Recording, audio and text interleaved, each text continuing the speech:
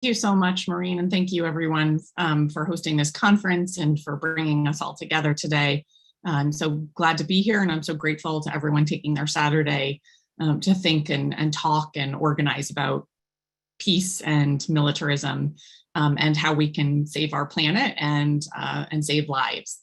I'm going to talk today about our militarism and specifically how our militarism interacts with climate change and it feeds into climate change, and why we need to solve militarism if we are going to address the very serious issues we face, including climate change, but not only climate change.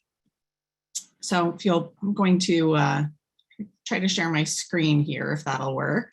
So we recently released a study that shows that we have spent $21 trillion on militarism over the last 20 years. And I'll tell you what that means.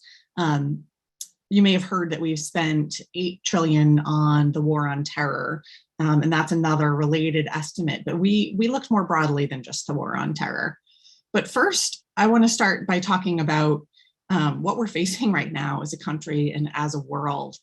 For one thing, of course, we're still in a pandemic. We would likely all be together today in a room otherwise. And we have now crossed the terrible milestone that 1 in 500 Americans have died from COVID-19. And we're still in the thick of it.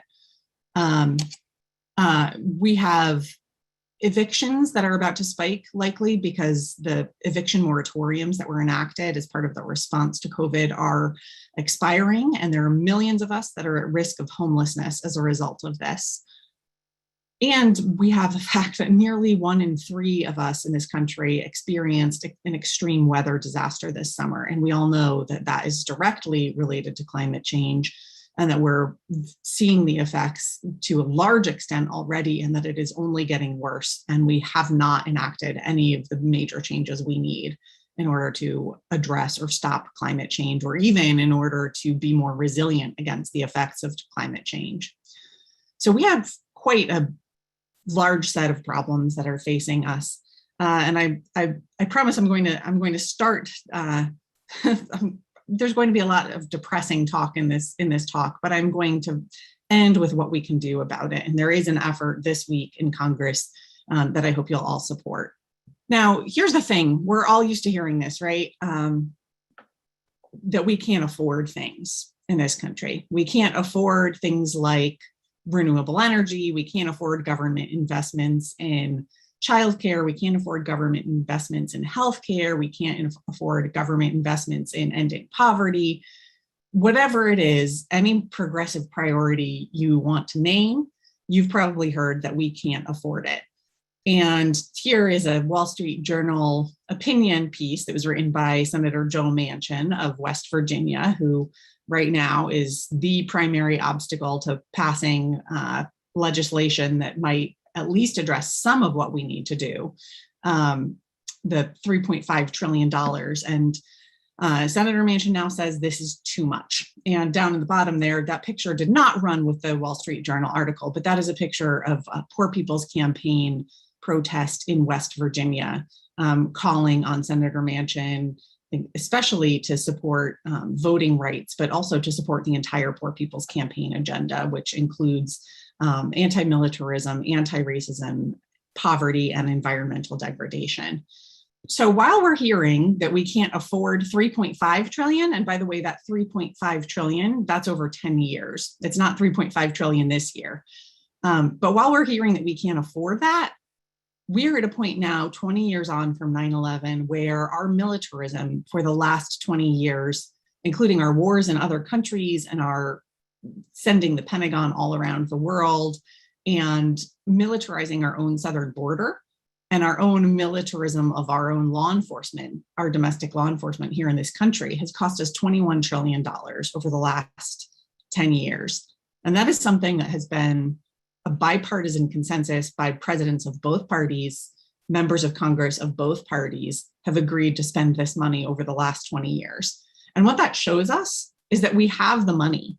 We have the resources in this country, and we have a Congress that is capable passing legislation when there is enough political will to do it. And it's our job to create the political will to change what we spend that money on. Now, just because trillions are kind of hard to understand, most of us have never set eyes on a trillion anything and wouldn't know it if we saw it. I certainly wouldn't. This is a little graphic that kind of shows you what we're talking about when we talk about trillions. Up in the upper left there, there's a little cartoon person standing next to a stack of $1 million. And then you see the little same cartoon person standing next to a stack of 100 million. That's bigger. It's almost getting close to about the size of the person. And then you see the person. Not seeing this slide yet, Lindsay. Oh, you're not? Okay. Huh. What you would see is a person standing next to a stack of $1 million that looks like maybe a shoebox on the floor next to that person. And then I'm going to skip over a couple to make it easier to picture. So next to $1 million, that's like a shoebox on the floor next to you. Next to $1 trillion, that's sort of imagine you're, at the side of a building that's the size of at least a football field and as tall as you are. So it's a huge, huge difference. Another comparison I've heard is that $1 million stacked is a few inches high, maybe 4 inches high, and $1 trillion stacked up reaches into outer space. So $1 trillion is a huge, huge, huge number. And we've poured 21 trillion into militarism over the last 20 years. I'm going to keep moving my slides, and you won't see them unless you do. And let me know if you start seeing them again. You can stop sharing and try resharing if you want. It's up to you. Yeah. Okay. I'll try that. Any change there? Yes, absolutely. Okay. All right. Let's see if fully decarbonize. It says. All right. Let's see if it sticks with us this time. Sorry about that, everybody. So here are just some other comparisons, and this is partly because these are things we should have spent some of that money on instead of 21 trillion. And also because for the next 20 years, these are the things we need to work on making sure that we spend on instead of spending another 21 trillion on militarism. But it's also just to give you a sense of what the possibilities of a number like 21 trillion are. What could we do with that money? So a few examples. We could fully decarbonize our electric grid for 4.5 trillion. That's less than a quarter of what we've spent on militarism. We could create 5 million jobs paying $15 an hour. And we're all familiar with the fact that $15 an hour wage has been a fight in this country for about 10 years now. There are some places that have won a $15 minimum wage, but as a country, we have not yet won that. And that if minimum wage had kept up with inflation, it would be over $20 right now if it had kept up with inflation since the 70s. So this is something that we badly need, is better paying jobs. And we could create 5 million jobs paying $15 an hour with benefits for 10 years for 2.3 trillion, which is just over 10% of what we've spent on militarism. We could erase all student debt, which is something we hear all the time, that is just pie in the sky, right? That's impossible. We could never erase student debt. That would only cost $1.7 trillion. We could do all of this for less than half of what we've spent on militarism over the last 10 years. So we're talking about a lot of money, and money that has a lot of potential if we can change what we're using it for. And so now I'm going to talk a little bit about how militarism feeds into the climate crisis. It's not just that we should be using the money differently. It's actually that our militarism, for one thing, the human costs are tremendous. The war on terror has cost 900,000 lives. Our militarization of immigration has resulted in us deporting 5 million people, taking them away from their families and their communities over the last 20 years. We have the highest incarceration rate in the world, mostly of Black and Brown people. And all of our militarism is targeted disproportionately at Black and Brown people. So there's a huge racism component of all of it as well. But it also feeds directly into climate change. So one of the military's jets, the B-52, consumes about as much fuel in 1 hour as the average driver uses in 7 years. And I bet there are a lot of drivers on this call who drive electric vehicles. So not you, but anybody who's still driving a gas car, this is true. And that's just one plane. That's one plane for 1 hour. And what we know about the Pentagon overall is that it is the world's largest institutional user of fossil fuels, and that in any given year, the Pentagon emits more carbon than many medium-sized countries. And it's making people richer. It's worsening economic inequality. In 2018, the CEO of Lockheed Martin made 191 times the median employee's pay at that company. So if you take a person smack in the middle of the earnings spectrum at Lockheed Martin, the CEO made 191 times that. At Chevron, one of the biggest oil companies, its CEO made 152 times its median employee's pay. So this isn't just about national security. And we also know that if you invested 20 years ago in military company contracts, if you'd invest in $10,000, you'd have $100,000 worth of stock today. So there are an awful lot of people who are getting very rich from our wars and from our militarism. Now, here's another way that our militarism is fueling the climate crisis. This is an article from The Hill from earlier this year. We worked with some climate groups and other peace groups to send a letter to Congress and the Biden administration warning that if we continue what the track we're on right now, which is a track of military competition with China and military aggression towards China, and if we continue on that track, we will undermine the possibilities for working together with China on climate change. And we all know that climate change is a global problem. It is not a problem that one country alone can solve. And the United States is indispensable to a solution because of our enormous fossil fuel emissions. But China is the other country that's at the top of that list of being the most indispensable because of their fossil fuel emissions. And if we can't work together with China on a climate solution, we will not have a climate solution. And the fact that right now we're ramping up our belligerence toward China and getting into this military competition really endangers what we know we need in order to be able to work with China on this issue. And it also undermines the human rights claims that a lot of people say they have about China. And China is guilty of egregious, terrible, severe human rights abuses. But so are a lot of countries. And the way to deal with that isn't by threatening them militarily. The way to deal with that is through diplomatic solutions, through participating fully in multilateral international law, which the United States has not been a willing participant of. So there are lots of ways that we can address human rights abuses, but militarily is not one of them. So we shouldn't be ramping up our military confrontation and starting a new Cold War with China. And we really need to be extra careful about that because we need to be working with China right now on a global climate solution. So I've been saying $21 trillion throughout this. I want to talk a little bit about where all of that money went. 16 trillion of it went to the war and the military. That's most of it. This one, for those of you who can see it, may be familiar, shows that we spend as much on our military as the next 11 countries combined. That includes more than twice as much as China, about 7 times or more as much as Russia.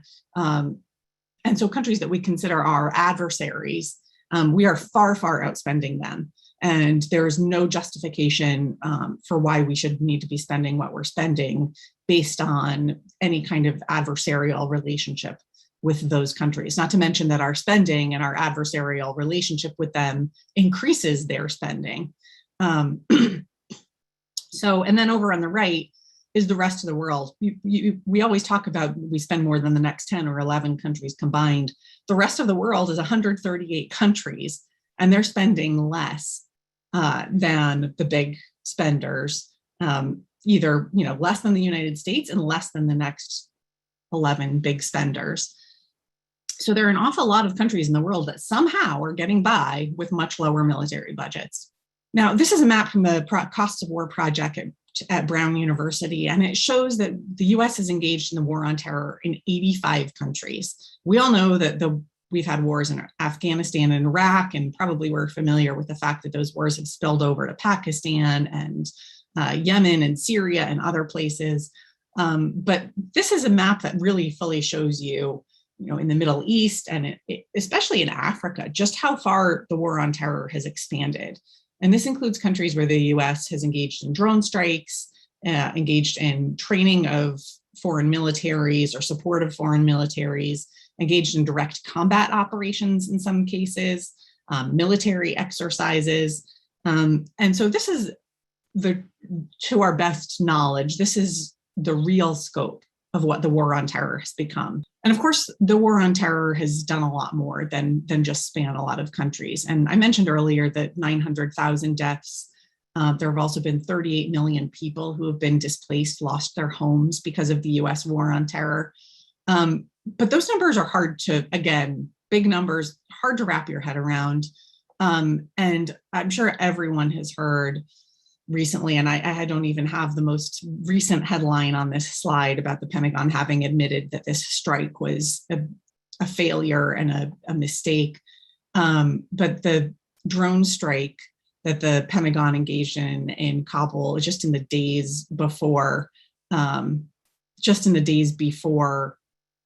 the US pulled our last troop out of Afghanistan.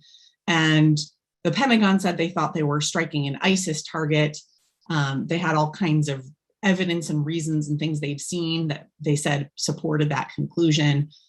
It turned out that they had struck a US, an Afghan who was working with US aid companies. And they killed that aid worker, and they killed 10 family members, including 7 children. And recently just admitted that their evidence was wrong, that they had not struck an ISIS target as they had said. But it remains to be seen whether there will be any accountability for that. And it likely there will not be. And the other thing about that is that this is what's been happening in Afghanistan for 20 years. We haven't heard about most of the drone strikes. Many of us know that the drone strikes have been going on, but we haven't been seeing them like this in headlines for 20 years. And that, of course, is part of the reason that we stayed in Afghanistan for so long. But I think it's really important when we talk about it to remind people of what the real cost of these wars actually is. And now moving on from the war on terror, this is not just where the US is engaged in the war on terror, but where the US has military installations all around the world. And the bigger circles mean a bigger military installation. So as you can see, it's almost everywhere. And it doesn't even include the US military bases that are in our own country. But the US has 750 military installations. We keep 200,000 troops overseas at any given time. No other country has more than 20 foreign military installations. And if you can imagine how the US would react if, for example, China put a military base somewhere in the Caribbean, you can imagine how it feels to a lot of people in the rest of the world to have our military bases there. Now, I also want to talk about one of the other big pieces of where our Pentagon money goes, which is, of course, to contractors. And we found that over the last 20 years, $7 trillion, almost half of what the Pentagon has spent has gone to for-profit military contractors. And so it's just a huge amount of money. And it's everything from weapons to service contractors to maintain the weapons systems, the planes and the ships and the missiles and everything else, to services like IT services or any other service the Pentagon might need. It's all a huge business, and there is lots of profit to be made.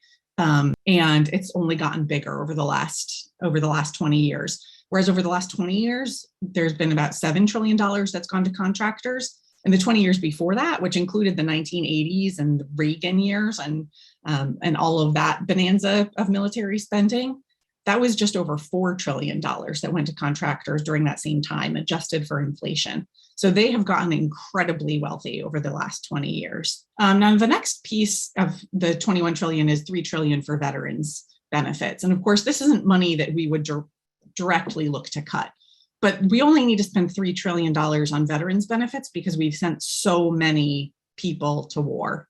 And for example, over the last 20 years of the war on terror, there's been a near constant flow of deployments and the same troops deployed over and over and over again to Afghanistan and Iraq. And the damage that does, both in terms of physical injuries and in terms of post-traumatic stress and in terms of stress on families, is just enormous. And we know that about a third of veterans in this country have at least one disability. So it costs a lot to take care of veterans who come back from these things. We also know that over the last 20 years, there have been 4 times as many deaths from suicide as from combat for US veterans. So I just want to remind people that, we know that the numbers of US deaths in combat is in the thousands, but 4 times as many of our troops have returned from combat and committed suicide. Another piece of it is homeland security, right? Remember in 2003, the Department of Homeland Security was created. It was a direct response to the events of 9/11, and it was supposed to keep us safe. But about 65% of the Homeland Security budget goes toward border and immigration. And the vast and a huge amount of that, 25 billion, which is doubled since the war on terror started, goes to ICE and border and customs and border protection. Also, another number that has doubled is the number of people annually that we deport in this country since then. And I mentioned earlier that we've deported 5 million people. There's also a tremendous amount of violence. We know that, we know things like that the Border Patrol carries military rifles. We know that they use Predator drones at the border to apprehend people trying to cross into this country. And we hear less about this, which is the ACLU of Texas maintains a tracker of fatal encounters of customs and border protection.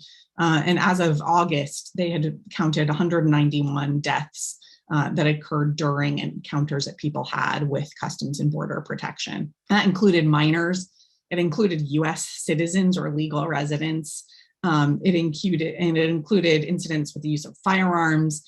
So there is a lot going on that we don't necessarily hear about. The final piece of our 21 trillion is for federal law enforcement. And we include this partly because federal law enforcement has been a huge part of the counterterrorism effort by the United States. It's also a huge part of our immigration system. People don't necessarily realize this, but it is a fact. More than half of all federal arrests in the United States in 2018 were for immigration offenses, and less than 2% of federal arrests were for violent offenses. So this is not a system that is really targeted at keeping us safe. It's a system that's targeted at keeping people out of the country and specifically targeting, again, Black and brown people. And here are just a few headlines that sort of hint at some of the violence for our federal law enforcement agencies. There's an incident from a few years ago of DEA agents in Honduras who were involved in a firefight that killed 4 bystanders, including 2 pregnant women and a child. They then tried to cover it up to Congress. There's a headline showing a study by the Marshall Project, which I highly recommend if you're not familiar with it, that showed that US Marshals were more likely to use their weapons, their firearms, than local police, and that they had killed an average of 22 suspects and bystanders a year.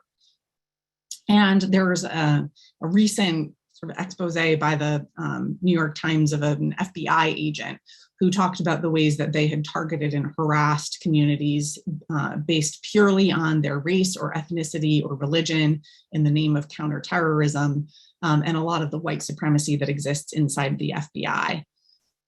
So all of these are examples of militarism right here in the United States, or what are supposed to be domestic law enforcement agencies like the DEA taking violence outside of the United States, like in the example with Honduras. And most of our federal law enforcement agencies, the DEA, the FBI, the US Marshals, alcohol, tobacco, and firearms, they all have offices outside of the United States and operate outside of the United States as well. So it's not just the Defense Department that is engaging in violence in other places around the world. So here's where we are now. And David and I had an interesting little talk about this before we talked and before we started, and maybe we'll have an interesting talk about this again. Right now, there is an amendment to the National Defense Authorization Act that's being offered by Representative Barbara Lee and Representative Mark Pocan to cut 10% of the Pentagon budget. And this amendment will likely get a vote sometime next week.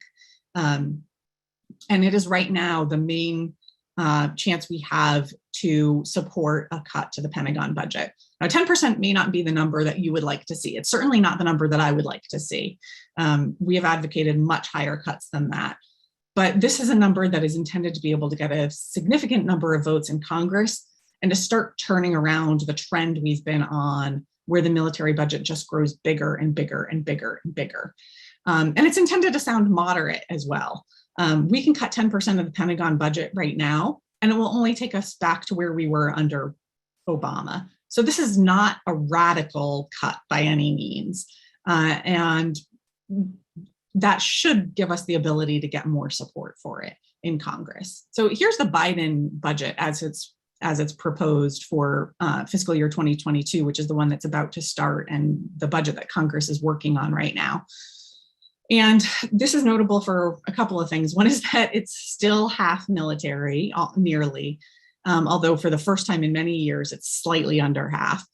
But it's $753 billion for the military, which is $13 billion more than we have now, than the last budget that was approved under Trump. So things are still headed in the wrong direction. And they're headed in an even worse direction because the House and Senate Armed Services Committees have just each voted separately to add $25 billion to that number, which would take us up to almost a $780 billion military budget for fiscal year 2022. So we need to push back against these things, and we need to build our power so that we have enough power to actually win these fights. And here's the next step in the plan for how we will do that. And I just want to stop and remind you of what else we can do with this money. And one of the things that isn't on this slide here is that it would cost only $25 billion. And just want to go back here, remember $25 billion, that's the number that the House and Senate Armed Services Committees just added. It would cost only $25 billion to vaccinate the populations of the low-income countries on Earth against COVID-19. So the fact that the House Armed Services Committee and that a majority of members of this committee would vote to add $25 billion to the Pentagon budget when that same amount of money could save so many lives by vaccinating against COVID-19 and could help prevent the creation of additional variants that would keep all of us in this longer is incredibly, I was going to say short-sighted. It's not short-sighted. It's cruel and it's immoral and it is short-sighted because it's really not looking out for the best interests and the security of people in this country. It's much better for us if the pandemic ends than anything you could ever do at the Department of Defense with $25 billion, including create jobs in communities, which is part of what they're trying to do with that money. We have a moment here because of the ending of the war in Afghanistan. And we need to make sure to talk about that as much as possible. At the end of the war, when we bring troops home, we should save money on the Pentagon budget. And there hasn't been, partly because it's happened so quickly, there hasn't been enough of a chance to really get that argument out there. But we need to keep reminding people we're at the end of a war. We should save money on the Pentagon budget and take it and use it for other things. Now, last year, we got 93 members of the House and 23 senators to support a 10% Pentagon cut. This year, our goal is to get higher than that and to keep going higher for several years until we reach the magic numbers of 218 votes in the House and 50 votes in the Senate. And in the meantime, to stop increases so that we don't have to keep making the cuts bigger to get back to where any reasonable place to be. So I want to encourage everyone here to please call your member of Congress this week and ask them to support the cut for Pentagon spending. You're welcome to tell them you would like a bigger cut than that. But as long as they know you support a cut, then they'll know that you support this amendment and we can start building more support for it in Congress. This is what members of Congress really need to know. They need to know that their constituents want a lower Pentagon budget and they want less of this militarization. And the only way for them to know that is to continue to hear from you. And I know I'm preaching to the choir here, but I want to thank you all for many years collectively of effort that you've put into this. And to also say that we're reaching new groups and younger people and more new groups to help support this cause. And that includes our work with groups like the Poor People's Campaign and United We Dream, which is a youth-led immigrants' rights organization, and others, so that we can continue to build a bigger tent for a lower militarized budget and keep putting pressure on Congress until we get it done. So I want to thank you all for being here again, for taking the time. I know this represents a long-term dedication on the part of many of the people on this call. And I just want to recognize that and thank you for everything you're doing. And if we win this fight, it will be because of all of the people who are here today. Wonderful, Lindsay. Thank you. I'll try to get some questions from the chat to you in the next 7 minutes or so. One of them was, can you share this PowerPoint with everyone? And if you're willing to do that, you could put a link in the chat or email it to me later, or email the PowerPoint itself to me later. But it's up to you. But if you're willing to share the PowerPoint, I think people would like. Absolutely. Yes, I'll make sure it gets out. Terrific. Another question is, how would you compare the amount of military spending to anti-poverty spending, to spending on anything that helps working class and poor people become more prosperous? Yes. So a couple of years ago, we did a comparison like that, and we found that at the time it was 53% of the discretionary budget was going toward the Pentagon, which is about the same place where we are today. Yeah. Only 15% was going to anti-poverty programs. Now, that's the discretionary budget only, so it doesn't include Medicare and Medicaid, which are two of our best and biggest anti-poverty programs, or Social Security, which is our single biggest anti-poverty program. And I count all of those as anti-poverty programs. But of the discretionary budget, it was about 53% military and 15% anti-poverty programs. And that's still important because, all of our housing programs are in the discretionary budget. All of our public education funding is in the discretionary budget. All of our, excuse me, so many different areas of anti-poverty program all have to squeeze into that 47% of the discretionary budget that isn't military. And actually, when you look at militarized spending, the Homeland Security and the law enforcement and those things, it's actually only about a third of the discretionary budget that's available for anti-poverty program. Yeah, shows some priorities. Another question is, do you have numbers of bills and amendments? That would be numbers for the NDAA and for the amendments to it. I will make sure to share those. Right now, the place where things are right now is that the amendments have been introduced. The Rules Committee will rule on Monday about which amendments are in order and which ones get votes, and that's when they get their real amendment number. So that'll be the time to share that. But if you call and ask your member of Congress to support the 10% Pentagon cut from Representative Barbara Lee and Representative Mark Pocan, that would get the job done. But we'll make sure to get the amendment number out as soon as we know it. Thank you, and we'll share it later in this program if we're able. Follow up on discussion we had earlier, Lindsay. I was pushing, get people to vote no, and you were pushing get people to vote yes on these good amendments. One question would be, in the future years, the ultimate goal is to get 218 in the House and 50 in the Senate, plus the president. But if we gave people the concept of voting no, wouldn't we only need 218 in the House or 50 in the Senate? Why would we need both if they understood the concept of voting no? You are right. If we could get 218 no votes on the NDAA in the House or 50 no votes in the Senate, plus a vice president, or 51 votes, right?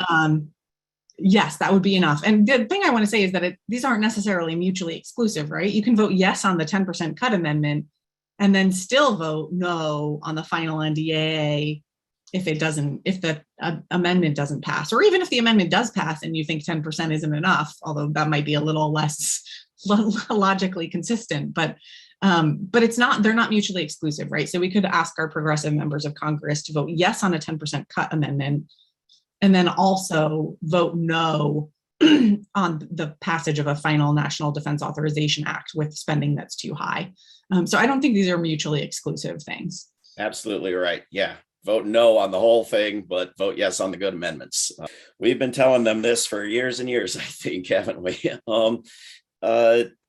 We've got like 3 minutes. Where, Lindsay, is public opinion on this? I know there's very little media coverage, there's very little polling, but this is, I mean, all of these wars are for democracy. What if democracy was actually applied to the military budget? What would happen? So we have polling from the last year that shows that a majority of people in this country would support a 10% Pentagon budget cut to shift that spending to other priorities. I think it was at 56% of the people in the poll said they would support that. So it's, for a moderate cut like 10%, there is majority support. We don't have polling for some of the bigger cuts that we've talked about, like the $200 billion or $350 billion cuts that some of us have described. But at least for this 10% cut, it's popular, and members of Congress should know that it's popular. And that is definitely something that you can bring up when you call them. And I think moving this amount of money or more has been pretty steadily popular for decades, right? And when the University of Maryland showed people the budget and then asked them what they wanted, it was even more popular to move even more when they knew what they were talking about, right? That's right. That's right. Most people probably don't know just how much we're spending and how much there is to shift. And when you give them more information, they are more supportive. That's right. Last week, Lindsay, I don't know if you saw, the New York Times had this thing where you take 20 questions and it puts you into one of 6 parties, right? But all 6 parties had zero opinion on the budget, on military, on diplomacy, on treaties, on international law, on 96% of humanity even existing, right? How do we get this into the media as a question that's up for debate? Yeah, that's a really important question, David. It's true. We don't hear nearly enough about it. And I made that point when I showed some of that Afghanistan drone strike headlines, and the fact that 20 years ago we heard a lot about Afghanistan. In the last 3 weeks, we've heard a lot about Afghanistan, but in between it was almost silence from the media. So it's a huge problem. I think part of it is to connect foreign policy more to domestic policy. And that's something that we've tried to do with our, we're not just talking about the military budget. We're not just talking about things that happen over there. We're talking about things that happen here. And so that's one of our goals with talking more about domestic militarism and making the connections. And one thing, because there's so much to this, I didn't even talk about is the 1033 program, that program that where the Pentagon sends their surplus military equipment to local law enforcement. And then that equipment shows up at protests. It's showed up at Black Lives Matter uprisings. It showed up at protests of fossil fuel pipelines, and it's all kind of connected. And I think the more we can help people understand that it's all connected, hopefully the more we can get this into the top of people's minds. The other thing is, we don't need everybody, right? What we need is a vocal and powerful group of people. So it's all right if we don't have 51% of Americans out there organizing and working for this. If we have a smaller group of us who are out there organizing and working for this, and then other people who just aren't working against us, that's where we need to be. That's kind of the sweet spot for getting change. But we do need more of us out there working and organizing. And that's why we've been working together with groups like the Poor People's Campaign and United We Dream and other groups that are not, they're not the core of the peace movement, but they're allies that we need if we're going to win this. Yeah, well, we will share this video and hope that helps. Wonderful, terrific job.